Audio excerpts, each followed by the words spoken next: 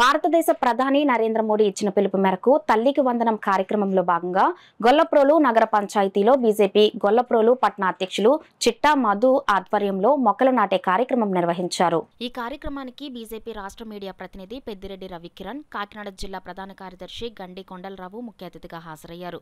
పెద్దిరెడ్డి రవికిరణ్, గండి కొండలరావు చేతుల మీదుగా మొక్కలు నాటారు. ఈ సందర్భంగా పెద్దిరెడ్డి రవికిరణ్ మీడియాతో మాట్లాడారు.